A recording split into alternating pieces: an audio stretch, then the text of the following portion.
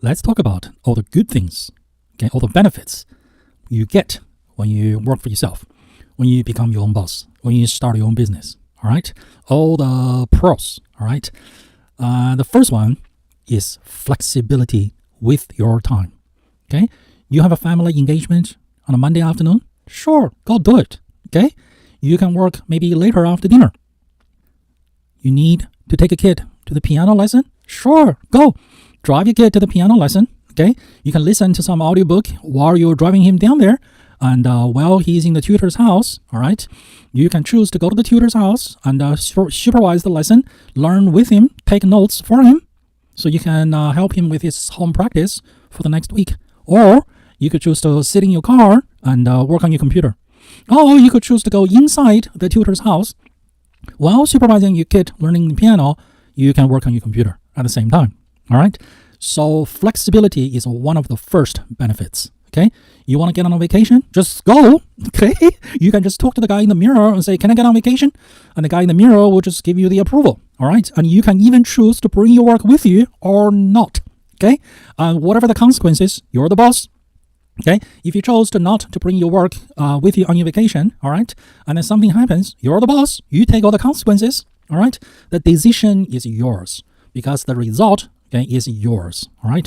The responsibility and the authority, they both yours. When something good or bad happens as a result of your decision-making, you enjoy or you suffer the result of the consequences, okay? You're the boss, you decide, and you give yourself the flexibility. You can afford to have the flexibility, something you don't have at work, okay? You could ask for it, all right? They may give it to you, but there's so many layers of hoops you have to jump through. So benefit number one is flexibility with your time and with your location. And benefit number two, okay, for being an entrepreneur, a business owner, okay, be your own boss, work for yourself, okay, is the ability to work from home. You don't have to waste your time travel from your home to the office of your employer, all right? An hour in the morning, an hour in the afternoon, okay, 2 hours of your life given away 5 days a week, okay? And burning gas, which you have to pay out of your pocket with after-tax money. Sit in stop-and-go traffic, okay? Putting the wearing and the tearing on your vehicle, all right? Those are all saved. The time, the gas, the vehicle, okay? That's all eliminated. That is a huge saving. And then being at home with a flexibility, okay? You can toggle between work and then domestic duties, all right? And I worked at home for years, all right? What I do is I'll get up in the morning and I'll do some work. After I finish the first round of work, maybe takes half an hour, maybe 1 hour, I hit the shower. Coming out of the shower, I do more work. And then I have my brunch, okay? I cook my brunch, I eat my brunch. And while I'm eating my brunch, all right, I watch some educational video of some sort, all right? And then after brunch, all right, I go back to do some work, whatever I missed while I was eating, all right? After I finish those work, okay, I go back and do my dishes. And I can just constantly toggle between work and domestic duties, okay? Load the dishwasher, all right? Turn on the dishwasher, all right? Vacuuming, cleaning, taking out the trash. And all of those things, they add up to 2 hours a day, 2 hours a day, okay? Now I can spread them throughout the day. And guess what they serve? They serve as me taking a break from the work, okay? So they just double duty. Not only I get to do domestic duty, okay? Doing domestic duty itself just changed from being a chore, being a waste of time, to a rest of my mind, okay? And stretching my body, getting up from my desk, okay, moving around, stretching my body, okay? And you could also incorporate some sort of exercise, all right? Things you cannot do in the office, like get on the floor and do 20 push-ups, all right? Some office may tolerate it, okay? But for the most part, in a legacy, traditional corporate America, you cannot be in the cubicle and then doing push-ups, wearing a tie. That is just not done, okay? But if you work from home, okay, and you could just incorporate some light exercise moves, okay, throughout the day. And you certainly toggle between work activities and domestic duties. So work from home is the second biggest benefit, okay, when you start working for yourself, being your own boss, okay, being an entrepreneur, start your own business. And benefit number three, okay, when you start your own business, when you become your own boss, when you work for yourself, is tax deductions. All right. I am not a tax advisor. All right. Nor do I play one on TV. It depends on where you live, your jurisdiction, all right, your city, your state, your country, all right. The laws are different. It's different for everybody. But, okay, as a business owner, all right, you are taxed differently from being an employee. So there are certain tax advantages, including certain tax deductions you can claim on your tax return. So that's a benefit for being an entrepreneur, for being a business owner. And benefit number 4 for being your own boss, okay, your own business owner, is your earning potential. Okay, your earning potential is no longer limited by your employer, okay, by your salary, by how much they're willing to compensate you for your work. Your earning potential is now in your own hands. You control your earning potential, okay, in terms of what sort of business to get into, all right, what sort of customers to acquire, how much you charge your customers, all right, how much you want to work, okay, how many customers you want to have, all right, how much you want to reinvest into your business, and so on and so forth, okay. And so many business owners, okay, their business take off and their income become double, triple, quadruple, even 10 times higher than their salary when they were a corporate citizen, okay. So you are now in control of how much money you make. You are now in control of what ideas you are allowed to have, what ideas you can think of to help yourself to earn more money, all right? And how many customers, who to have as a customer, and who to not have as a customer, how much you charge your customers, and so on and so forth. Which brings us to benefit number 6 that you will get as owner of your own business, as your own boss, which is the freedom to fire your customers. Okay, if the customer is abusive, if the customer becomes just not worth it, okay, the amount of effort versus the amount of profit you generate from any particular customer, all right, if you have more than one customer, okay, you can pick and choose. Just like a corporation, okay, can pick and choose, all right, which employees to keep, which employees to promote, and which employees to terminate.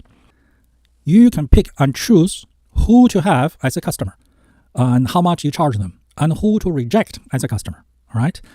You best customers, okay? You can either give them better terms, all right, if you want to attract them to buy more, all right? You could increase your prices on them if you realize that they will be happy to pay because they're happy with your product, with your service, all right?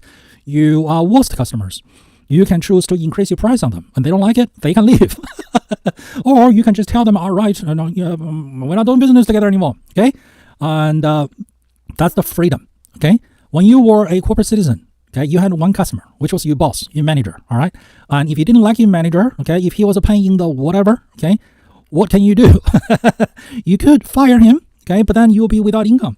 But then, as a business owner, okay, with multiple customers, all right, if one customer is consuming the most amount, the highest amount of your time and your energy, and causing you the most stress, yet bring you the least amount of profit, why should you keep them as a customer?